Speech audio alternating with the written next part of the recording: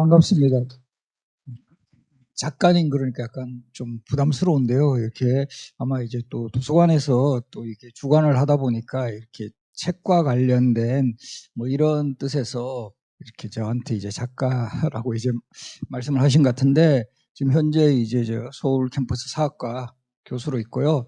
또 그래도 우리 여기 건국대 학생들 또 만나게 돼서 더 이제 반갑습니다. 그리고 도서관 또 상당히 이렇게 좀 깔끔하게 시설이 잘 돼 있는 것 같아요. 그래서 오늘 또 이렇게 강의하는, 지금 또 책도 많이 준비해 놓으셨는데 이제 강의 중간에 뭐 답을 잘 하시거나 이런 분들한테는 저 책 사인해 가지고 드릴 테니까 잘 듣고 뭐 아는 내용 있으면 대답하시고, 또 이게 뭐 잘 모르셔 그 뭐 대답을 못 하셔도 리액션 잘하는 분들한테도 드립니다. 그래서 이 진짜 여러분들도 우리 학교 강의에서도 이 되게 중요한 게 리액션이, 요즘은 뭐 안타깝지만 저도 우리 학교에서 비대면 하다 보니까 참 이 리액션 이거를 좀 못 받으니까 이게 좀 어떨 때 답답해요. 이게 녹화 영상 같은 강의를 하게 되면 그냥 혼자서 계속 떠들어야 되는 거니까 그런 부분이 좀 아쉬운데, 여러분들도 이제 조만간 아마, 지금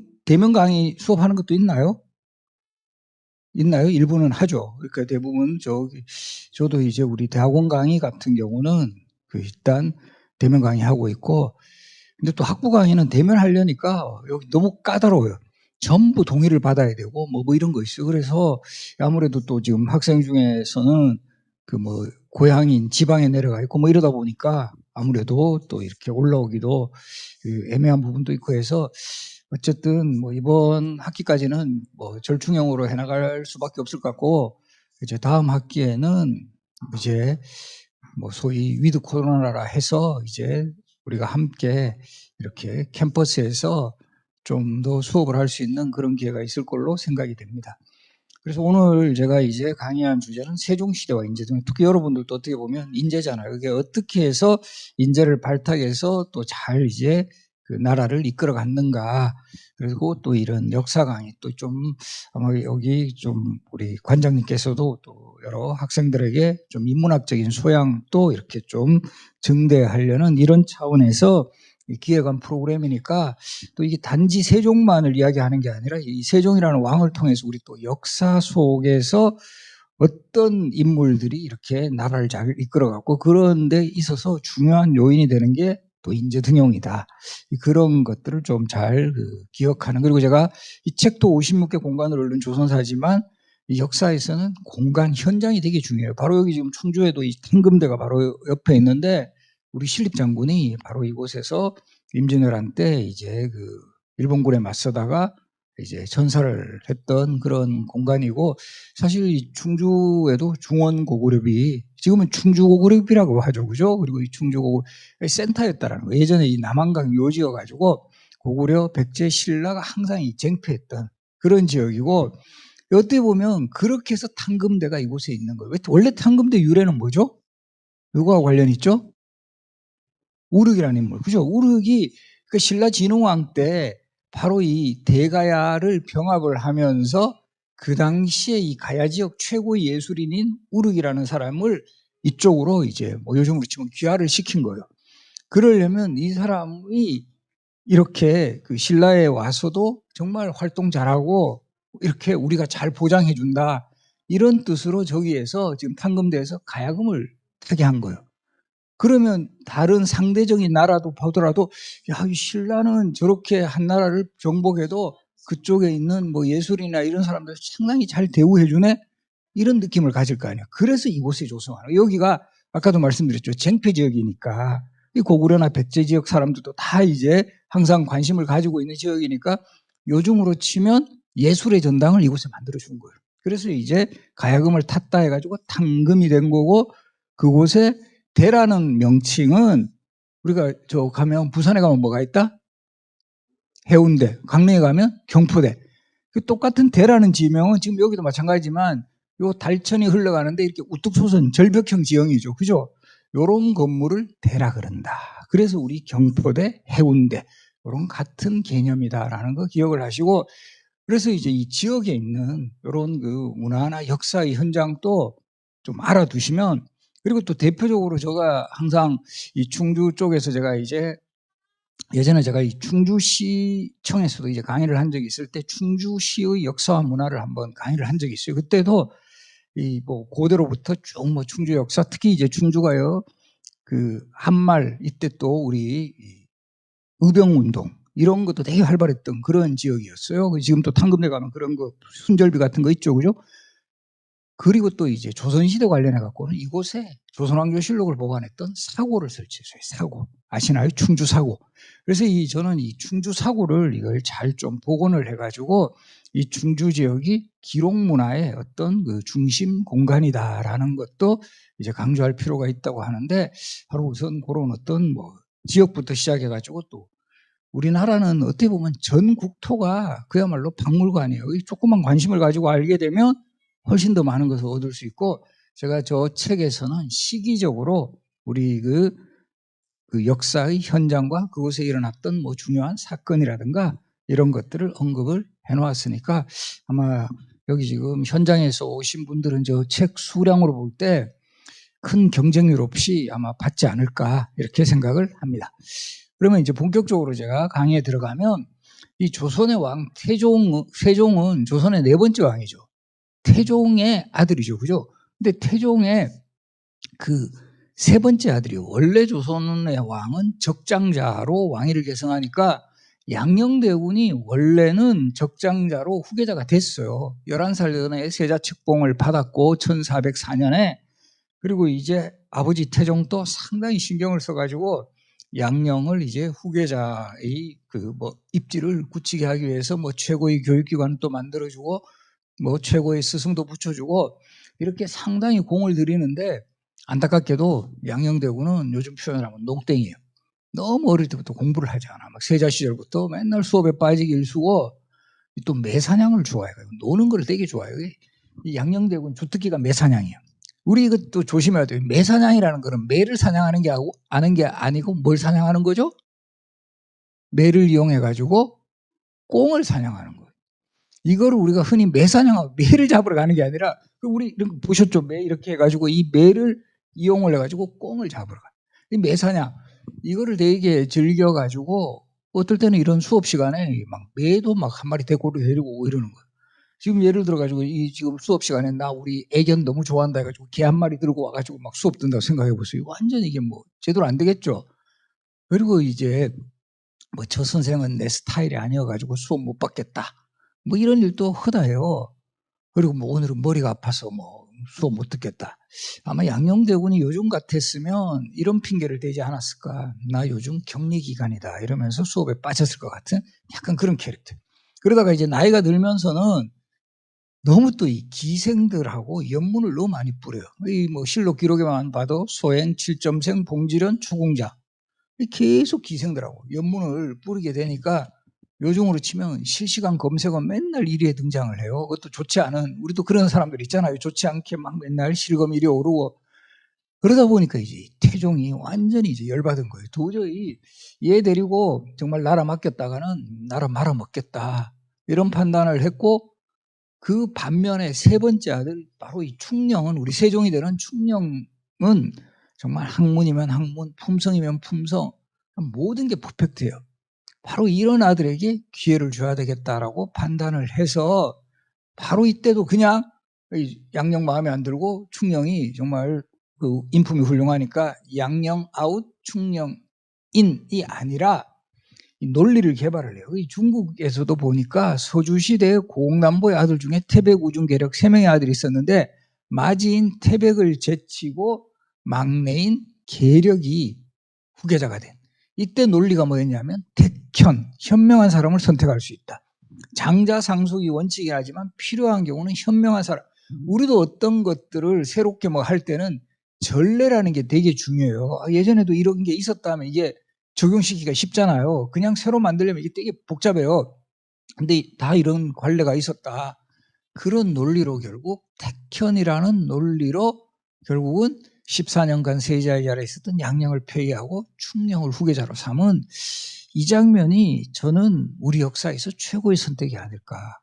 세종이 정말 이런 결단이 없었다면 아마 우리 지금 후손들이 약간 매사냥은 더 조금 잘할지는 모르겠으나 일단은 제가 여기서도 이렇게 강의 못하겠죠. 니하오마 워아이니 막 이렇게 하죠. 바로 이 우리글 훈민정음이 창제가 되지 못했을 거라는 거죠. 그래서 바로 이 충령이 후계자가 되는 이 장면이 우리 역사 속 최고의 선택이었다. 그러면 그 충령이 세 번째라고 그랬잖아요. 그럼 두 번째가 있어요. 효령대군이라고.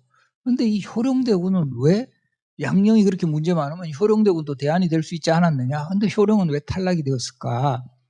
이것도 재밌는 기록이 있어요. 물론 태종의 마음은 완전히 충령한테 꽂혀 있었는데 그 효령은 또 어떠십니까 할 때 효령을 안 된다라는 뜻으로 두 가지 이유를 딱 들어요. 태종이. 그것도 잘 새겨 들으세요. 첫째, 이거 술 좋아하는 학생들 좋아할 수도 있는데 쟤는 술을 한 방울도 안 한다. 이 이유를 들어요.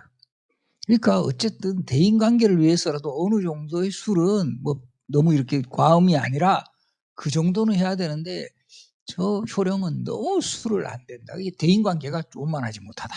또 하나를 들고요. 또 하나를 뭐라고 또 다 드냐 하면 저 효령은 누가 무슨 말을 해도 빙긋이 웃기만 한다 이런 말을 해요. 약간 영혼 없는 리액션이랄까? 우리 그런 뭐 사람들 있잖아요. 쟤 너무 이제 요즘으로 치면 속이 없다 이거예요. 그래서 안 된다 이렇게 해서 결과적으로 효령은 탈락이 되는데 효령은 그래도 자기 분수를 알고 어디에 심취하냐면 불교에 완전히 올인을 해요. 우리 조선시대 역사적 인물 중에 가장 불교에 심취했던 인물이 바로 효령대군인데 그래서 뭐 절을 짓는다거나 불경을 간행한다거나 이런 여러 사업에 항상 효령대군이 정말 제일 후원을 많이 해요. 우리 보면 우리 여기 학교도 뭐 우리 저쪽 이 서울 캠퍼스 마찬가지인데 우리 보면 이 돈 많이 내신 분, 뭐 이렇게 어디 가면 뭐 이렇게 그 이름 새겨져 있거나 흉상, 저기 그 부동산 학관 같은 데 가면 거기에 이렇게 돈 많이 내신 분 이렇게 동상도 세워져 있고 쬐끔 내시면 이제 이름만 적혀 있고 우리 사실 여러분 건대 세우신 분 그 유석창 박사 그러니까 건대는 매번 상어잖아요. 상어 도서관 뭐 상어 장학금 명칭도 상어 장학생이야 뭐 이렇게 돼요. 그러니까 이제 그분을 계속 기억하게 하는 거예요. 그러니까 효령대군이 이제 절에다가 이 돈을 많이 기부도 하고 후원을 많이 했으니까 지금 또 저 관악산에 가면 연주함이라는 절이 있는데 거기 가면 효령대군을 모셔놨어요. 효령대군의 초상화가 딱 걸려있어요. 이 효령대군의 초상화가 걸려있는 절이 많아. 결과적으로 이곳에 이분이 많이 기부를 하셨다라는 걸 알 수 있고 아무래도 이 불교에 심취하다 보면 일단 불교 믿으면 일단은 고기 안 먹죠. 거기다가 부처님 믿으면 마음 편하죠. 거기다가 또 절은 높은 산에 많이 있어요. 그렇지 않나요? 그러면 이렇게 운동 많이 하죠. 절에 왔다 갔다 하려면. 그래서 91세까지 장수했다. 괜찮지 않나요? 그 세종께서는 왕 되셔가지고 뼈 빠지게 일하시다가 54세에 돌아가셨는데 효령대군 웰빙 생활하고 취미 생활하면서 91세까지 장수한 효령대군의 삶도 괜찮다. 자기의 취미 잘 맞는 그런 거 골라서 이런 정말 평안하게 생활한 대표적인 인물이고요. 그리고 이제 후대에 와서 결과적으로 이 능력 있는 동생 세종을 위해서 기꺼이 이 왕위를 양보한 그런 덕을 칭송하는 사당이 조성이 되어 지금 서울 동작구 상도동에 가면 지덕사라는 양녕대군을 모신 사당이 있고요. 그리고 저 방배동에 가면 효령대군을 모신 사당인 청권사가 이제 조성이 되어 있어요. 이런 것도 한번 이것이 절이 아니에요. 절사자가 쓰는 게 아니라 사당 사자를 쓰고요. 그리고 이 태종은 아주 특별하게 세종을 후계자로 지명한 후에 보통은 왕이 돌아가시면 그 아들이 그 왕위를 계승하잖아요. 근데 이례적으로 태종은 자신이 왕을 할 수 있음에도 불구하고 2달 만에 세종에게 왕위를 물려줍니다.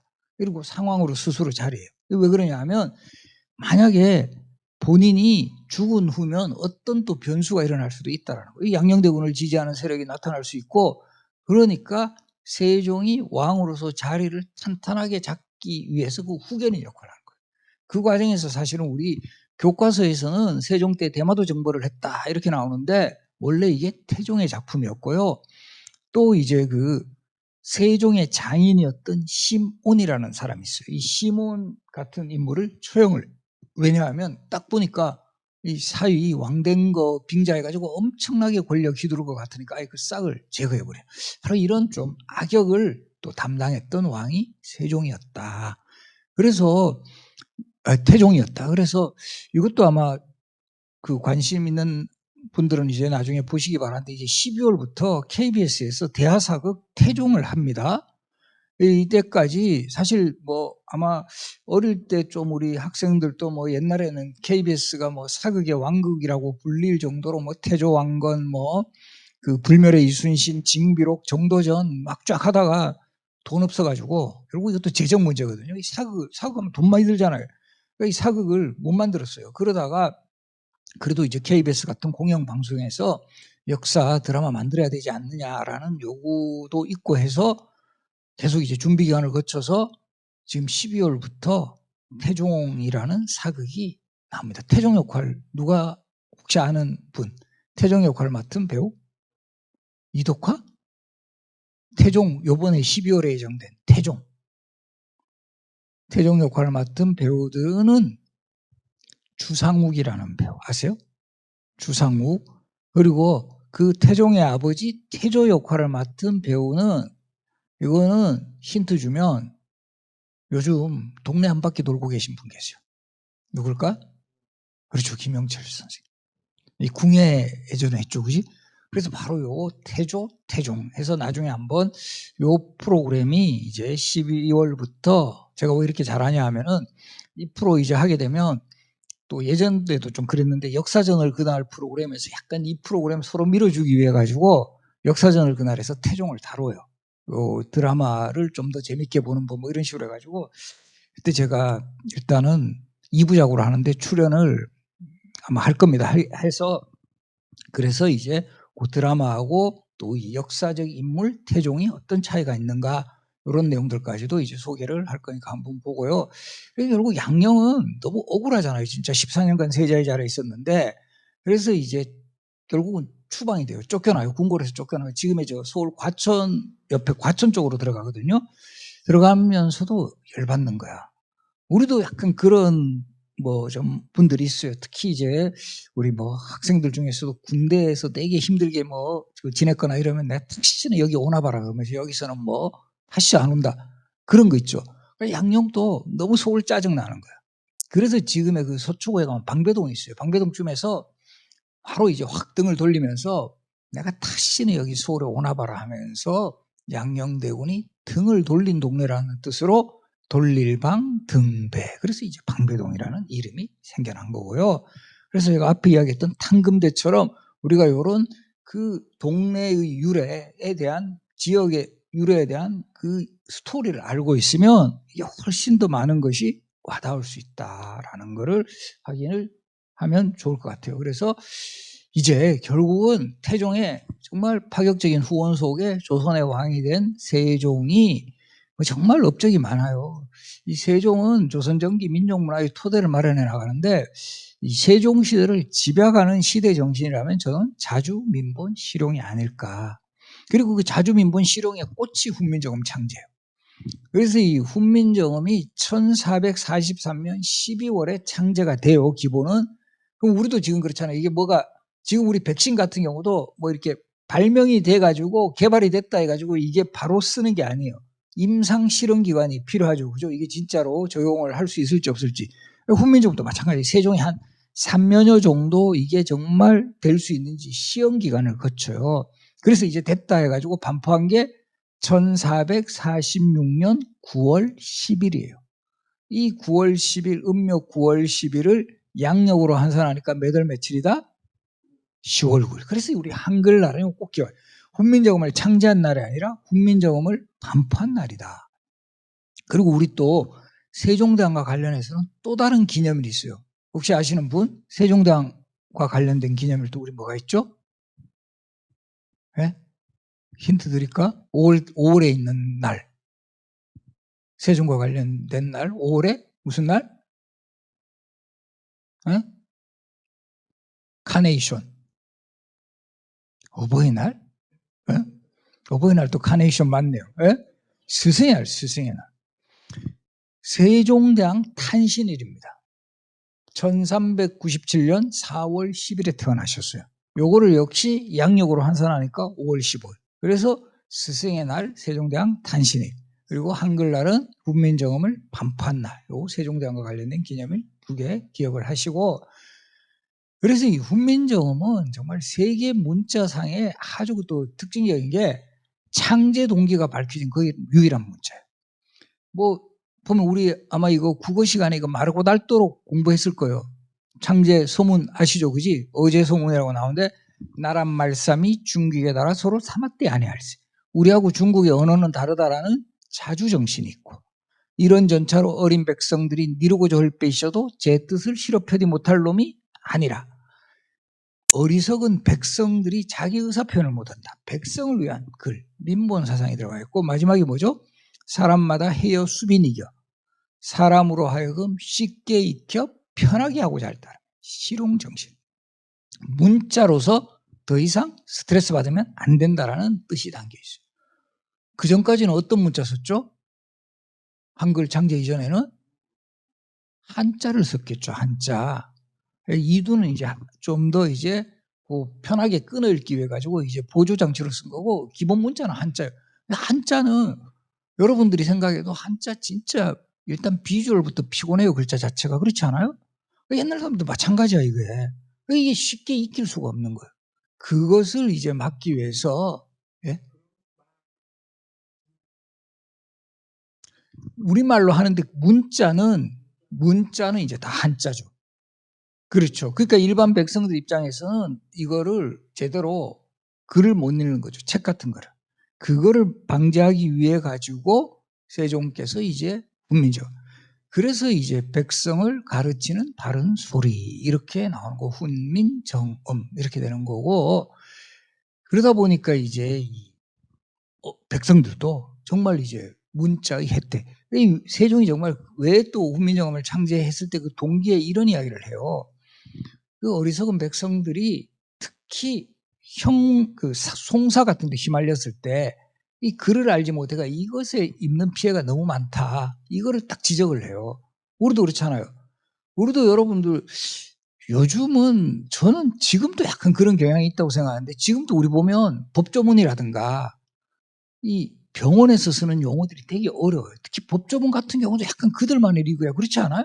이거 뭐 읽어봐도 잘 몰라. 그러니까 그래서 변호사가 필요할 수밖에 없는 거야. 일반 우리가 이걸 금방금방 알아서 이런 게 모든 게 너무 복잡한. 요즘은 의학 분야에서는 그런 게 많이 개선이 됐는데, 예전에 진짜 의사 선생님들 처방전 같은 거 전부 영어로 막 그것도 약간 갈겨서 약간 있어 보이게 하려고. 그러니까 내가 뭔지 잘 몰라. 근데 또 괜히 물어보기도 못하고, 이런 게 요즘은 딱 전산화되면서 요즘은 웬만한 경우는 뭐 어떤 질병 또 약 같은 경우도 뭐 친절하게 이거는 뭐 혈압약, 당뇨약, 이게 상당히 개선된 거예요. 그러니까 우리가 지금 이런 것도 생각하면 이 문자라는 게 약간 권력화될 수 있는 그런 부분이, 그래서 세종 때도 많은 그 사람들이 반대가 많았던 게, 약간 그 소위 말하는 기득권층에서는 이렇게 돼버리면 자기들이 누릴 수 있는 권력이 상당히 이제 약해질 수 있다. 그렇게 해서 반대를. 그때 또 세종이 나서서 이야기하는 게, 왜 너희들은 백성들 생각은 안 하고 너희들 그런 것만 생각하냐. 명분은 또 어떻게 달냐 하면, 한글을 창제하게 되면 명나라와 외교 관계가 좀 힘들게 됩니다. 딱 이렇게 또 나와요.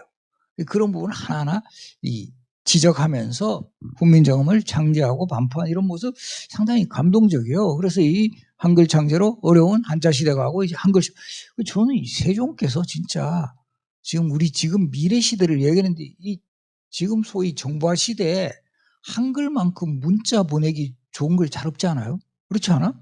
여러분들도 아마 이게 수업 시간에 딴짓하면서도 여러 개 금방금방 막 문자로 확 보낼 수 있어요. 그죠? 의사소통. 근데 영어라든가 한자 한번 보낼 생각하면 깝깝하지 않아요? 한자의 용용자 아세요? 용용자. 용 한 마리도 상칠 되게 피곤한 글자인데 용 네 마리가 한 글자로 돼 있어요. 용 네 마리 이거 보내려고 하다가 시간 다 간다. 이런 것도 보면 우리가 나중에 이런 국제적으로 뭐 의사소통할 때도 이 한글이 상당히 우리의 어떤 그 정보적인 이런 속도 같은 거, 이런 것까지 정말 한 대단한 문자다. 이 자부심을 가질 필요가 있다. 그리고 제가 진짜 이 한글이 상당히 그 당시 백성들한테 쉬웠죠. 쉽다고 일반적으로 제가 확신하는 것 중에 하나가, 여기 우리 뭐 학생들도 예전에 비정상 회담이라는 프로 보셨어요? 뭐 외국인 친구들 뭐 다니엘 무슨 알베르토 몬티 막 나와가지고.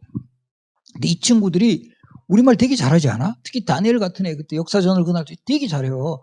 근데 한국에 온 지 한 5년 정도밖에 안 됐을 때도 그렇게 유창하게 해. 왜 그러냐? 결국은 그만큼 한글이 기본적으로 습득할 수 있는 내용들은 상당히 쉬운 거예요. 제가 영어 한 50년 했는데도 그렇게 못하거든요. 영어가 문제가 있다고 봐야 되지 않을까? 그렇지 않아? 약간 동의하시죠? 뭔가 좀 통쾌하지 않아? 영어가 문제가 있는 거야. 영어 죽으라고 해도 유창하게 못한다니까. 진짜 몇 년씩 해도.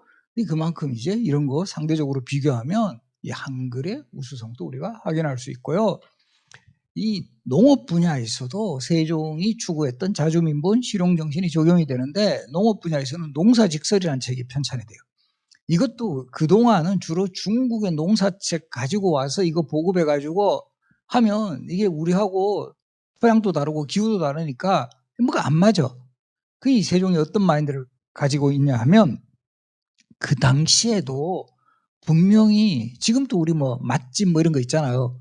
농사 특별하게 좀 잘 짓는 사람이 있어. 베스트 농업인. 딴 사람보다 훨씬 수확량도 많고 뭔가 그런 사람들을 관리들이 쫓아가서 그 사람이 농사 짓는 법을 적어오게 하는 거예요. 어느 만큼 씨를 뿌리고 언제 뭐 어떻게 하고. 그래서 여러 지역에 이제 파견을 해서 소위 말하는 베스트 농업인들이 이렇게 어떤 식으로 하는 거를 정리를 하는 거예요. 그래서 이제 가장 이제 효율적인 것들을 한번 또 중요한 게 직접 시험을 해보는 거예요. 이 세종의 특징 중에 하나가 현장 경험을 해보는 거예요. 직접 농사직설이 완성된 후 친히 경복궁후원에 땅을 이제 경작을 해보는 거예요. 해보고 거기서 또 문제점이라든가 보완할 사항이 있으면 업그레이드를 해서 최종적으로 반포한 책이 농사직설. 바로 우리 풍토와 토양에 맞는 그런 농법을 제시를 했고요. 이 의학 분야도 마찬가지인데, 의학 분야에서도 향약 집성방이라는 책이 편찬이 되는데, 그 전까지는 역시 의학 분야에도 주로 중국산 약재, 당제라 그래요. 당제. 이 당제를 수입해가지고 하다 보니까 일단은 약을 구하기도 힘들고, 실제 또 처방을 하더라도 우리도 그렇잖아요. 우리 몸에는 우리 땅에서 나는 약재가, 특히 한약 같은 경우는 그게 훨씬 더 효과적이에요. 그러다 보니까 이게 뭔가 이제 안 맞는 거예요. 그래서 세종이 또 그 당시에 의학 약학 분야 전문가들 다 이제 진짜 풀어가지고 우리 땅에서 나는 이런 약재의 효능을 다 조사하는 거예요. 조사를 해가지고 결국은 57개의 큰 항목, 뭐 요즘으로 치면 소아과, 외과, 안과, 뭐 산부인과 등등 쫙 나누고, 그 다음에 이제 959개의 소항목, 외과 같으면 뭐 다리를 삐었을 때, 뭐 모기에게 물렸을 때도 있을 거고 뭐 있을 거 아니에요? 그렇게 해서 최종적으로 반포한 책이 향약. 우리 땅에서 나는 약이란 뜻으로 향약, 그리고 집, 모을 집, 완성할 성, 우리 땅에서 나는 약을 잘 모아서 처방법을 완성한 책. 그래서 향약 집성방.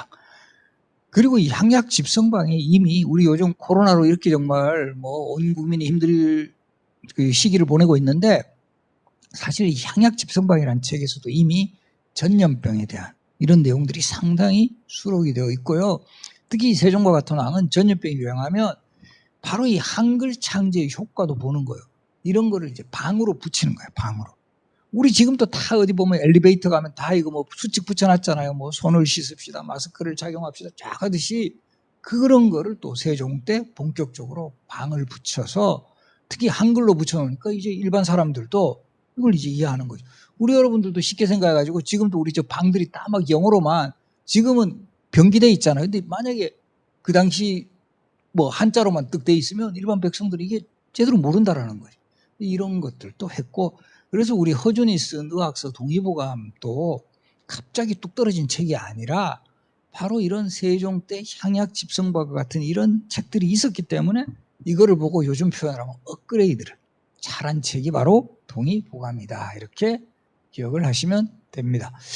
그리고 이제 과학 분야에서도 상당히 우리 것에 대한 그런 뭐 애정 같은 거, 또 이 농업과 관련해서도 결국 과학기구의 발명이 이제 있게 돼요. 그래서 이때도 보면 농업하고도 되게 관련 있는 게 시간의 문제인데 이 시간을 측정하는 게 시계잖아요. 그런데 이 세종시대 그래서 해를 이용한 시계, 해시계가 대거 발명이 돼요. 자, 여기도 이 한자 잘 보시면 앙부일구라는 거, 해시계 본분, 해시계 본 적 있는 분, 궁궐 같은 데서. 어떻게 생겼죠? 요렇게 솥처럼 생겼죠. 그지? 솥 요렇게 딴지처럼 생겼어요. 그래서 부가 솥부자예요. 앙은 솥이 위로 향하다. 앙부. 해일자. 구는 그림자 구자예요.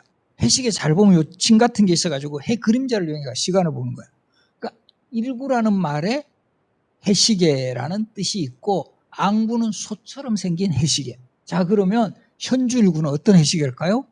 현은 매달 현자, 기둥주자, 기둥에 매달아 놓은 해시계. 요즘 같으면 어떤 시계? 벽시계 같은 거고. 현평일구, 평평한 해시계. 정남일구, 남쪽을 향한 해시계. 이렇게 다양한 해시계들은 많이 만들어졌는데 해시계의 결정적인 약점은 뭐가 있다? 뭐가 약점이죠? 밤이나 뭐 실내라든가 이런 데 작동을 반쪽짜리 시계예요. 그래서 이것을 극복하기 위해서 세종이 정말 그 당시로 치면 아주 획기적인 거예요. 밤낮으로 정말 작동하는 전천후 시계를 한번 만들라. 그 미션을 수행하는 사람이 누구냐면 장영실이다. 그리고 이 감동적인 게 장영실은 어머니가 부산 동래연의 관기다 이렇게 나와요. 관청에서 일하는 기생. 조선시대 관청에서 일하는 기생들은 신분이 천민이에요. 자, 여러분들 우리 춘향전으로 들어가면 춘향전의 주인공 춘향이 어머니가 누구죠? 월매. 그 월매의 신분이 뭐죠? 소설에 어떻게 나오죠? 퇴기 월매의 딸 이렇게 나와요. 퇴역한 기생. 그러니까 춘향의 신분은 상당히 낮은 거예요. 그리고 이몽룡 같은 거, 이도령 같은 경우는 상당히 신분이 높은 양반집자예요. 그래서 그 러브 스토리가 상당히 그 시대에도 뭔가 이렇게 사람들한테 회자가 되는.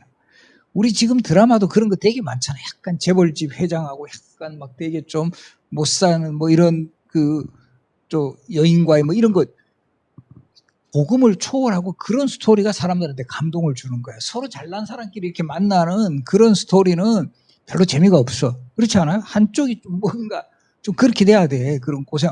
춘향전 바로 그런 거예요. 그래서 이 장영실 같은 경우도 신분이 천민임에도 불구하고 사실 세종이 관직에 발탁을 해서 연구소 차려주고 정말 마음껏 연구할 수 있는 그런 환경을 마련해주고 결국 장영실이 물시계 개발하잖아요.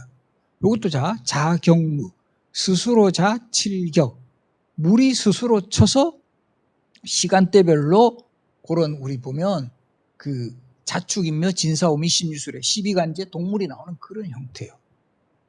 저는 이것도 보고 우리가 이 자경루 이것도 지금 원형을 현재 완전히 복원을 잘 못해요. 그 당시에 그 기록은 어느 정도 있고 나름대로의 그 모양 하지만 예전에도 한 10여 년 전에 10여 년도 넘었죠. 한 20년 전에 이 고궁박물관 개관하면서 그 당시 제 기억으로는 그때도 또 마침 우리 건국대학교 그 교수님이 그쪽으로 좀 해박해가지고 이걸 복원을 했어요. 그때 한번 고궁박물관 개관 전시에 맞춰서. 근데 첫날부터 시간 틀려가지고 이게 생각보다 쉽지 않다 이렇게 됐는데 이것도 한번. 근데 이게 왜 그러냐 하면은 이게 생각보다 되게 규모가 커요. 그러니까 지금은 이 시점에서 이게 원형 복원할 만큼의 어떤 가성비 같은 게 꼭 필요한가. 지금 당장 또 이게 실용화되는 건 아니잖아요. 그런 문제 때문에. 근데 하여간 그 자경루가 가지고 있는 어떤 모형들은 지금 많이 이제 전시가 되어 있습니다. 그래서 이 자경루가 완성되면서 조선시대 이제 보루각에 설치해서 표준시계로 활용했고 이 혼천은행 천문관측 기구예요. 그래서 우리가 보면 여러분들 만원짜리 한번 제가 돈 많이 갖고 다니는데 만원짜리 지폐에 보면 요게 혼천이에요. 요게 혼천이. 지금 보시죠. 그러니까 이게 지금 많은 우리 여러분들 되게 많이 쓰면서도 여기에 뭐가 도안됐는지는 별로 신경을 안 쓰고 있는데 사실 여기 보면 1월 오봉도 병풍이 있어요. 조선시대 왕이 계시는 곳에요. 항상 이제 해와 달과 5개의 산봉을 1월 오봉도라 그래요. 병풍을 설치했고 그리고 세종대왕 오른쪽 초상화에 잘 보시면 옆에 용비어천가가 딱 새겨져 있어요. 그러니까 용비어천가는 세종이 훈민정음 창제하신 후에 이것을 널리 보급하기 위해서 만든 노래예요. 예나 지금이나 사람들한테 그냥 외우라 그러면 잘 안 외워지는데 노래로 하면, 그래서 아마 여기 계신 분들도 우리 예전에 좀 특히 어릴 때 한국을 빛낸 백명호인들 이런 노래 많이 듣고 하면 좀 역사 공부 되잖아요. 뭐 방군 할아버지가 터잡으시고 대대손손 훌륭한 인물도 막 고구려 세운동 명왕 백제 온조왕 뭐 이렇게 되면 금방금방 이게 머리에 들어온다고. 이 노래가 가지는, 그리고 한국을 빛낸 백명호인들 노래는 이 노래방에 갔을 때 1분 남겨놓고 틀면 아주 좋은 노래입니다. 가성비가 아주 좋은 노래예요. 한 15분 정도 하기 때문에 1분 남길 때 꼭 이 노래를 한번 공부도 할 겸 들어보시라. 그래서 또 마찬가지로 세종이 훈민정음을 보호하기 위해서 했던 요 용비어천가의 이미지를 보여주기 위해서 불이 깊은 난간, 꼭 오늘 가서 만원짜리 집에서 정말 용비어천가가 딱 새겨져 있네. 그리고 이 뒷부분은 혼천이, 그리고 이게 별자리 같이 보이는 거는 천상열차 분야 지도라 그래가지고 고구려 시대에 제작된 천문도를 세종 때 돌에 새겼어요. 그만큼 이런 천문에 대한 관심을 보여주고, 여기 대포처럼 생긴 거 이건 뭘까요? 뭐죠 이거? 대포처럼 생긴 거? 천체망원경이에요. 천체망원경. 이게 지금 영천의 보현산에 설치되어 있는데, 영천 보현산에 왜 천체망원경을 뒀냐면 지금 우리나라에서 이 지역에서 보현산이 제일 청정지역이야. 그래서 이곳에서 전문 관측하기 좋다 해가지고 여기 아주 큰 천체망원경. 그래서 세종시대 과학정신을 지금 또 계승하자라는 뜻이 만원짜리 지폐에도 지금 그려져 있다는 거, 이것도 알아두면 되게 나중에 좀 교양을 넓히는데 도움이 되고요. 그리고 이제 이 역법, 달력. 그러니까 전통시대, 특히 요즘같이 양력이 아니라 음력시대에는 사실 상당히 이 며칠날 어떻게 하고, 그러니까 음력, 지금도 아마 여기 우리 여러분들 같은 경우는 뭐 시골에 뭐 할머니나 할아버지 계신 아직도 달력 음력 쓴다니까? 왜냐하면 음력이 농업하고는 더 밀접한 관련이 있어요. 그래서 우리의 달력이 필요한데 그 전까지는 주로 수입산이야. 중국의 뭐 원나라의 수시력, 명나라의 대통령, 뭐 심지어는 아라비아 회의록까지. 이게 뭔가 잘 안 맞아요. 자꾸 틀려. 그래서 이게 이제 세종이 이래서는 안 되겠다 해서, 이게 또 가능했던 게 본격적으로 우리의 시계라든가 혼천이 같은 전문관측기구가 발명이 되다 보니까 우리가 관측한 이 데이터가 이제 생긴 거예요. 우리 데이터가 생긴 거야. 그래서 우리의 독자적인 달력이 만들어지는데 바로 이 1444년에 완성된 칠정산 내외편이라는 달력이에요. 이것도 이런 우리가 보면 특히 역사책 같은 경우는 한자를 그래도 어느 정도는 알아야 돼요. 우리가 보통 뭐 6글자, 8글자 하면은 그냥 2글자씩 끊어 읽는데 칠정산 내외편 잃어버리면 이게 의미가 안 나다. 칠정을 잘 계산했다. 칠정산. 그럼 칠정이 뭐냐 하면 해, 달, 화, 수, 목, 금, 토. 화성, 수성, 목성, 금성, 토성. 그때도 이거 다 알아요. 칠정을 잘 계산했다. 칠정산. 내편이 먼저 만들어지고 그 다음에 외편이 만들어져. 그래서 내외편. 이해가 돼요? 내편과 외편을 합했다. 이가 칠정산 내편. 그래서 우리가 이런 것들을 좀 내용을 알고 끊어 읽기를 잘해야 된다. 예를 들면 우리 홍길동전을 가지고 홍길, 동전 잃어버리면 완전히 뜻이 달라지잖아요. 예전에 통일신라 시대에 해초라는 스님이 인도를 다녀온 후에 쓴 기행문이 있어요. 그 기행문 제목 아시는 분? 뭐죠? 그렇죠. 근데 이것도 사실은 잘 읽으려면 왕 오천축 국전 이렇게 돼야 돼. 옛날에 인도를 천축국이라고 불렀거든요. 5개의 천축국을 왕래한 전기. 이해가 돼요? 왕 오천축 국전 이렇게 읽어야 된다라는 거죠. 그래서 이런 성과들, 농업에서 농사직설, 의학에서 향약 집성방, 과학 분야에서 각종 큰 전문과학기구의 발명, 또 뭐 칠정산 내편까지 정말 이 세종시대의 자주민본 실용이라는 시대 정신을 대변하면서 이 훨씬 조선이라는 나라가 업그레이드 될 수 있는 바탕을 만들었고, 그래서 이 세종시대는 책도 많이 가는데요. 그 역사를 정리한 뭐 고려사, 동국세년가, 용비어천가, 또 상강행실도 뭐 국조의 역도, 그리고 이런 것도 감동적인데, 이 공법이라 그래가지고 토지세법이에요. 이 토지세법을 최종 확정하는 데 있어서 당시 세종이 국민투표했어요. 이게 조선왕조실록에 그대로 기록이 되는데 17만 명을 대상으로 하는 국민투표를 실시해서 찬성 9만 8천, 반대 4만 7만 4천. 이 상황이 도별 찬반이 다 나와요. 경상도는 찬성이면 반대면, 충청도 찬성이면 반대면, 전라도. 바로 이렇게까지 상당히 당시에 이게 되게 대단하지 않아요? 이 백성들의 의견, 특히 세금 문제. 사실 지금 우리나라도 제일 지금 정부에서도 제일 논의가 많이 되는 것 중에 하나가 지금 뭐 부동산, 뭐 집값 오르고 이 세금 문제 막 이런 건데, 이 세종 때 전체적인 국민의 의견, 당시 백성의 의견을 수렴을 해가지고 이 정책을 완성했고, 이 교과서에도 나와요. 연분구등법, 전분육등법 들어보셨어요? 바로 그렇게 세법이 확정되는 과정이 실록에 기록이 되어 있고, 세종 때 처음으로 3심제, 재판 3번 받게 하는 이런 시스템이 확립이 됐고, 이것도 주목이 되는데, 관청에서 일하는 여성들, 관비라 그래요. 그러니까 이 현장을 많이 와보시는 거예요. 그러니까 이제 여성들이 임신한 상태에서 일을 하고 있는 걸 보고 휴가를 주라. 이렇게 해가지고 세종 때 이 관비에 대해서, 여성에 대해서 총 100일의 휴가를 부여하고 남편에게도 육아휴직 30일 주라. 이런 기록이 나와요. 이게 나중에 조선의 헌법인 경국대전에 최종적으로 법전에 규정이 됐을 때는 출산 전 30일, 출산 후 50일, 총 80일. 남편에게 육아휴직 15일. 대단히 정말 인권, 뭐 복지 분야에서도 아주 해안을 가지셨던 이런 세종대왕의 면모.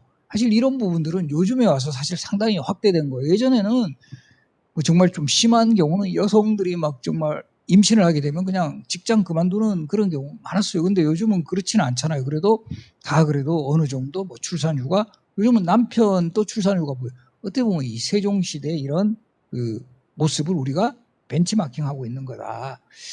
그리고 이 앞에서 소개했지만 세종이라는 왕은 정말 뛰어난 능력을 소유했는데, 그 세종을 더 돋보이게 하는 부분은 인재 등용이에요. 인재를 적절하게. 그래서 이 장영실 같은 인물, 아까 그 천민 출신이지만 신분을 고려하지 않고 그 능력만을 받고, 또 음악가 뭐 박연, 국방 분야에서도 김종서와 최윤도, 명재상만 해도 황희, 허조, 맹사서. 그래서 우리가 청백리 정승으로 대표적인 인물 황희 정승은 사실 그 앞에 양녕대군이 세자의 자리에서 쫓겨나는 그 과정에서 황희 정승은 반대했어요. 이렇게 세자 폐위해버리면 다시 그런 상황들이 반복될 수 있다. 그래서 태종이 열받아가지고 양녕대군을 유배를 보내거든요. 양녕대군이 황희 정승을 유배를 보냈거든요. 그래서 이 황희 정승은 세종의 왕위에 올랐다는 소식을 듣고는 나는 이제 뭐 끝났다, 정치 인생. 설마 내가 저 반대했던 사람 써주겠느냐. 근데 세종이 왕이 돼가지고 황희 정승을 불러들이는 거예요. 경은 이러이런 능력이 있으니까 나를 옆에서 도와달라. 이게 또 쉽지 않는, 요즘 우리 뭐 정치권이나 이런 데 봐도 쉽지 않는 일이거든요. 근데 자기를 반대했던 사람도 그 능력만 있으면 또 포용하는 이런 모습도 보였고, 그리고 아예 집현전이라는 인재 양성기관을 설치해가지고 체계적으로 인재를 양성을 해나가요. 그래서 그리고 요 앞에 잠깐 또 나왔지만, 지금의 우리 그 북한까지 포함하는 압록강에서 두만강에 이르는 국경선, 이 김종서로 하여금 육진을 개척하게 하고 최윤도로 하여금 사군을 개척해서 지금 우리 북한까지 포함하는 우리 한반도의 영토를 확정하는 데 있어서도 세종이 아주 중요한 역할을 하셨다. 그리고 이제 인재 양성기관으로서 집현전을 설치해서 체계적으로 인재를 양성하는 장면에 대해서는 제가 준비한 영상 자료를 통해서 한 10분 정도 시청하도록 하겠습니다. 여기까지 시청을 하고 다시 제가 내용을 이제 또 정리하는 방식으로 하겠습니다. 잘 보셨죠? 그리고 이제 이게 예전에 역사전의 그날이라는 프로가 보신 분 있어요? 나는 그래도 좀 열심히 봤다. 2013년 10월에 해서 제가 한 3년 정도 초창기에 쭉 나오다가 요즘 또 계속 하기는 해요. 시즌 지금 5까지 갔어요. 시즌 5. 제가 시즌 1에 나왔었는데 뭐 대부분 그렇지만 원래 이제 1이 제일 괜찮습니다. 그렇지 않아요? 제가 나와서 꼭 그런 건 아니겠지만 우리 뭐 영화 같은 경우도 원이 항상 잘 되기 때문에 이제 2, 3, 4가 있는 거고, 그리고 실제 그 당시에 시즌 1은 정말 시청률도 높았어요. 시청률도 높았고, 그만큼 이제 역사에 대한 좀 관심을 이렇게 토크 방식으로 푸니까 훨씬 더 이제 사람들한테 좀 다가설 수 있었던 거고, 또 이제 방송국 쪽 입장에서 본다면 이 방송국에서는 또 되게 좋아했어요. 왜? 가성비가 좋은 거예요. 가성비. 제작비 대비 시청률은 정말 탑이었어요. 이 웬만한 드라마 같은 경우는 돈 많이 들잖아요. 막 그 배우들 막 그 출연료, 우리 여러분들 보셔서 딱 느꼈겠지만 이 거의 그 저렴한 그 사람들이 이제 출연을 했기 때문에 우리 출연료가 비싼 사람이 없어요. 그러다 보니까 상당히 이제 가성비가 좋았던 거죠. 그래서 요 집현전 이야기 쭉 이제 영상 자료로 보셨는데 바로 요 자리에 지금 또 경복궁에 가면 지금 저 공간으로 있는 조선사에서 제가 그 언급을 해놨는데 현재 수정전이라는 그 건물이 있던 자리, 그리고 아마 이 집현전하면 요 히스토리도 많이 기억하죠. 어느 겨울날 밤에 세종이 집현전을 순시하는데 불이 딱 켜져 있어서 들어가 보니까 이 신숙주가 연구를 하다가 깜빡 잠이 들었다. 이 세종이 어떻게 하셨죠? 바로 이 용포를 덮어주셨다.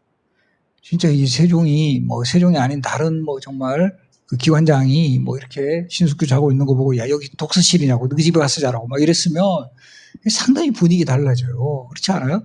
이런 어떤 그 배려. 그래서 뭐 일설에는 계속 신숙주가 밤샘해가지고 최고의 학자가 됐다라는 이런 이야기도 전하고요. 아까 이 사가 독서 얘기 나왔죠. 놀랍게도 사약의 사자는 하사할 사자다. 이 죽을 사자가 아니고 왕이 하사하는 약이기 때문에 아무나 사약 마실 수 없다. 상당히 급이 있어야 마실 수 있다. 그리고 이제 그 독서당, 아예 그 연수원 프로그램을 만들었고, 그게 지금의 이 서울의 그 남쪽에 있는 독서당이라는 뜻으로 남호, 그리고 현재는 서울의 그 옥수동 금호동에 가면 동쪽에 있는 독서당이라는 뜻으로 동호독서당. 그래서 한강 다리 이름 중에 우리 동호대교. 그리고 그 당시에도 그 연수원 동기들끼리 이렇게 배 타고 놀러를 가요. 압구정 쪽으로. 그런 그림들도 이렇게 하나씩 나눠가지고 이 명단이 다 나와요. 한 명씩. 그래서 이 그림 그려가 하나씩 나눠 갖는 거예요. 요즘으로 치면 카톡 단체방 같은 거 만들듯이 우리 선조들도 이렇게 나 지금이나 동기 모임 상당히 좋아했다라는 것을 확인을 할 수 있는 부분입니다. 그리고 이제 율곡 이 선생도 이때 동호독서당에서 생활을 하셨어요. 그때 율곡 이 선생이 쓴 책이 동호문답. 동호독서당에서 문답 형식으로 정리한 책. 그러니까 율곡 이 선생은 조선시대 우리 학자 중에서 정말 시험의 귀신이었어요. 각종 과거 시험에 9번 장원급제가 별명이 구도장원공이야. 9번 장원급제한 사람 이런 뜻이거든요. 그런데 이제 그 율곡 이 선생은 독서당 생활 하실 때도 이 동기들끼리 뭐 우리 배 타고 저 어디 가서 뭐 소주나 한잔 하자 이랬을 때 안 가셨던 것 같아요. 책 쓴.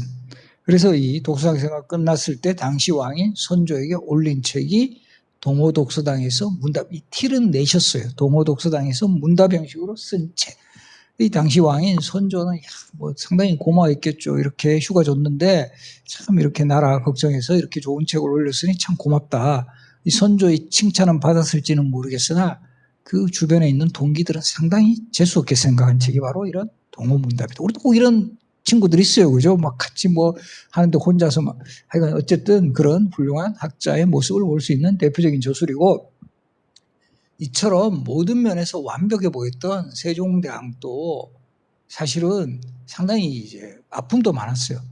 특히 이 질병으로 상당히 이제 고생을 하시게 되는데, 세종실록에 보면 질환 관련 기록이 모두 50여 건 이상 등장하는데 20대 후반에는 두통과 이질, 그리고 30대 중반에는 풍병과 종기 기록이 자주 나타나고 40대 중반에는 안질과 소갈증, 수전증, 한쪽 다리가 불편했다. 43살 때 기록인데요.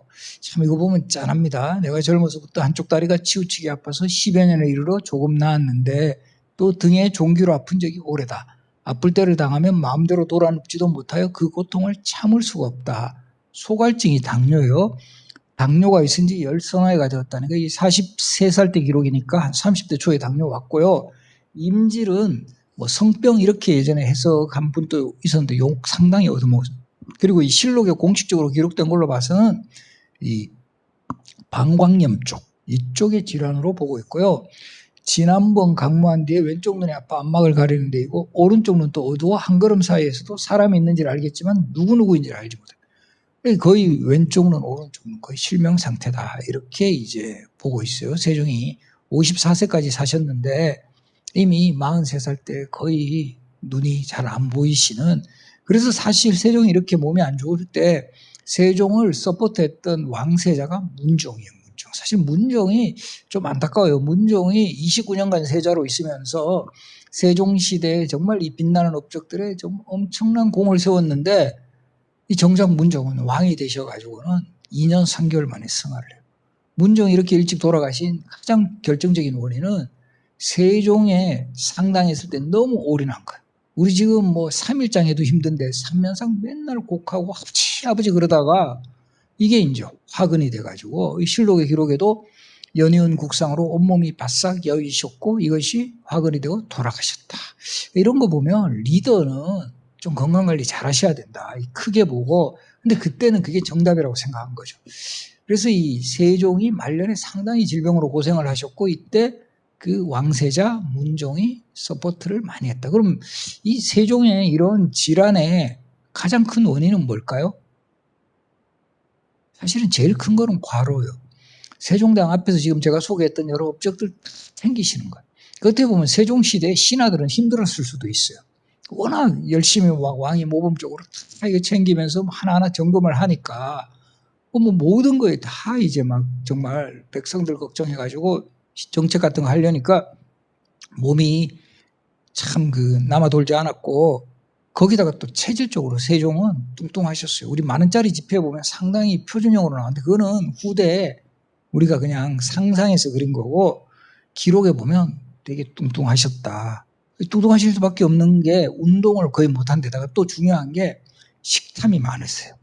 육식이 아니면 술화를 드시지 않았다라는 기록에서도 보듯이 상당히 고기 많이 하셨고, 그 세종이 육식 좋아했던 그런 또 에피소드를 보여주는 장면이, 평소에도 항상 육식을 좋아해가 아버지 태종이 되게 걱정을 해가지고 저런 또 에피소드 있어요. 우리 조선 왕실에서 했던 대표적인 스포츠 중에 하나가 장치기예요. 요런 궁궐 마당 같은데 지금 골프 비슷한 거예요. 구멍 뚫어놓고 거기다가 이렇게 막대기로 공 쳐가지고 구멍 집어넣는 건데, 그거를 세종이 왕자 때 상당히 많이 했던 이유 중에 하나도 아버지 태종이 저 세종이 너무 뚱뚱한 거 보고 좀 운동시켜야 되겠다 해서 했다라는 그런 일화도 있어요. 그래서 왕실에서 했던 대표적인 스포츠인 민간에서도 많이 했어요. 장치기라고. 이거 나중에 오징어 게임 버전 2 할 때 이런 거 하면 또 재밌어요. 오징어 게임에 할 때. 장치기. 이거 괜찮지 않아요? 이거 집어넣으면 또 전통시대의 또 이 대표적인 스포츠니까. 그래서 이 세종이 고기 반찬 좋아했던 거는 또 어떤 에피소드가 있냐면, 세종이 평소에는 되게 온화하신 스타일이야. 그런데 하루는 이제 왕과 신하가 함께하는 회식 자리에서 아마 이 신하들도 좀 걱정이 됐는지 세종 밥상에 고기를 조금밖에 안 올려놓은 거야. 세종이 딱 옆에서 보니까 신하들은 자기 밥상에 고기들이 많은 거야. 완전히 열받았어. 그때 정말 거의 유일하게 열받으셔가지고 그 담당자를 크게 문책합니다. 앞으로 내 밥상에 쟤들보다 더 고기 반찬 많이 올려라고. 바로 이런 어떤 육식 위주의 식단이 세종에 좀 비만을 또 초래했고, 또 너무 과로를 하시다 보니까 당뇨가 왔고, 그리고 우리 지금 또 당뇨 합병증 중에 대표적인 게 망막손상이에요. 지금 또 의학적으로 당뇨가 심한 분들이 항상 눈 검사 많이 해야 돼요. 망막손상이 오니까.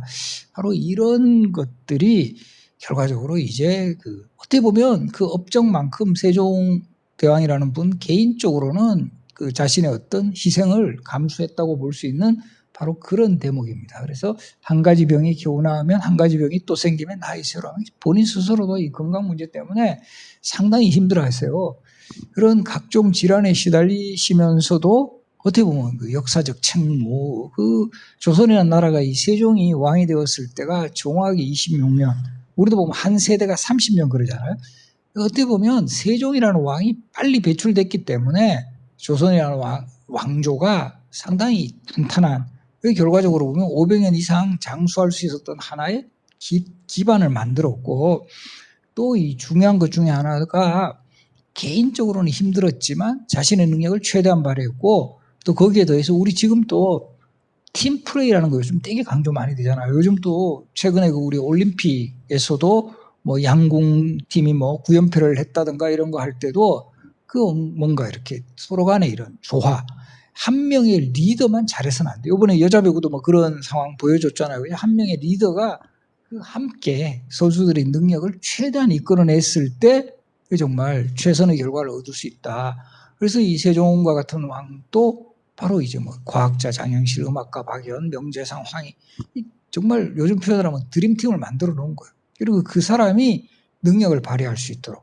그래서 이 세종시대 우리가 기억하는 역사적 인물이 많은 게 그 왕이 그런 인재를 발탁하는 그런 능력이 탁월했고, 그래서 또 우리 여러분들도 그런 면모에선 자기가 해나가는 분야에서 그런 것들을 좀 능력을 발휘할 수 있는 그런 환경을 잘 이제 우리 뭐 예를 들면 이제 건대 같은 데서 그런 환경을 잘 만들어 줘야 될 것이고, 그랬을 때 이제 그것을 또 발휘할 수 있는 그런 모습을 또 해나가는 게 이제 훨씬 좀 더 그래서 오늘 제가 이런 역사 강의를 한 이유 중에 하나도 역사는 과거와 현재의 대화라 그래요. 이게 옛날 이야기 같은데 지금 이야기하고도 상당히 그 살아나는 그런 모습이 많고, 또 우리가 가능하면 역사에서 잘된 것은 잘 개성을 해나갈 거고, 반대로 좀 잘못된 사례들은 우리가 좀 이거를 극복해 나가야 되는, 그게 이제 역사가 가지는 가장 큰 힘이 된다.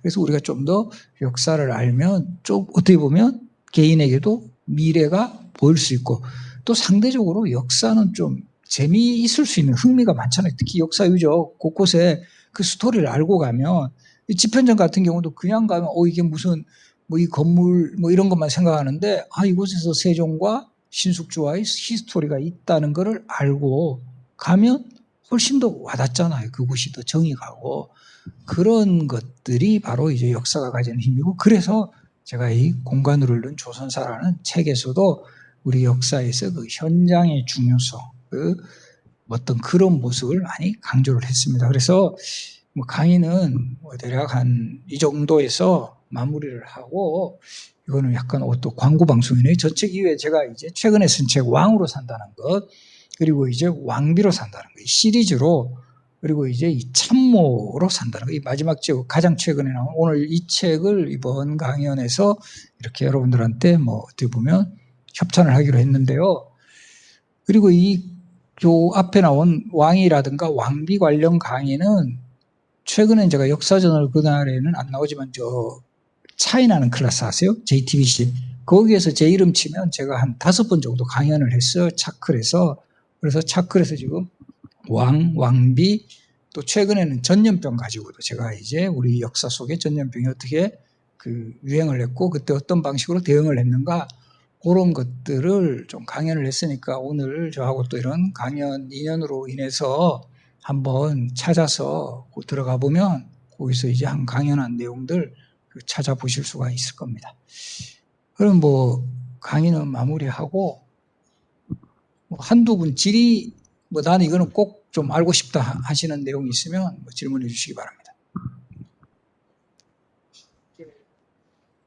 그거는 이제 제가 이제 그 정리를 해서 시기별로 찾아서 한 개 50몇 개, 6개라서. 제가 좀 더 시간이 있었으면 한 60개 될 뻔 했는데, 뭐 그때까지 지금 딱 쓴 상황에서 50몇 개가 이제 집필을 했습니다. 예, 우리 여기, 까만 마스크 학생, 예. 그 세종대왕이 되게 좋은 업적을 남기셨는데 아무리 그래도 과오라는 게 있잖아요. 혹시 세종대왕의 과오라고 할 만한 게 어떤 게 있는지. 그러니까 이제 어떻게 보면 세종이라는 왕이 그렇게 흠을 잡을 부분이 그렇게 없어요. 되게 이제 인격적으로도 그 좀 완성이 되신 분이고, 근데 뭐 아까도 이야기했지만 굳이 한다면 너무 이제 일 같은 게 너무 치밀하게 너무 많이 챙기는 바람에 좀 밑에 사람들이 좀 피곤했을 그런 뭐 가능성 있고, 그 다음에 또 일부에서는 이제 이 명나라하고 이제 관계에서 너무 이제 대명 사대 외교를 너무 철저한 게 좀 문제가 있지 않느냐 이랬는데, 그거는 그 시대의 관점에서 본 그게 이제 어떻게 보면 최선이에요. 당시에 강국인 명나라하고 이제 사대 외교를 하는 부분이 이제 그거는 그 당시에 뭐 최선이어서 요즘은 뭐 그런 부분들, 뭐 그리고 또 일부에서는 뭐 세종 때 이제 노비 제도가 되게 이제 강화가 됐다는데, 그것도 흐름을 본다면 그 시대에는 지금의 관점에서 보면 그 노비 제도 자체가 이미 문제지만, 그 시대에는 그 우리가 항상 이렇게 역사를 공부를 할 때는 그 시대 상황을 이해해 줘야 돼요.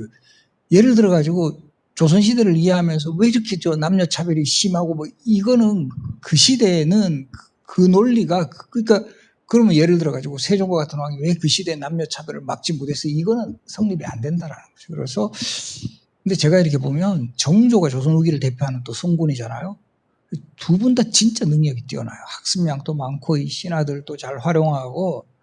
근데 제가 이렇게 보면 성품은 세종이 더 좋아요. 정조는 조금 화가 많은 그런 또 리더였고, 그런 좀, 예. 답이 또 우리 저 분홍색 학생. 혹시 그 정약용과 같은 다른 학자들, 유명한 저희가 알아야 할 학자들이 있는지 궁금합니다. 지금 저 참으로 산다는 거 이 책 다 써놨거든요. 뭐 성산문이라든가 최명길이라든가 정약용. 그래서 특히 조선 시대를 그 기준으로 해가지고 조선 시대를 이끌어갔던 정말 그 좀 명참모, 우리가 알아야 할 학자는 이 참모로 산다는 것은 뭐 아마 도서관에 구비돼 있겠죠. 도서관에서 보시면 뭐 좋지 않을까. 예. 그리고 이제 남은 시간 동안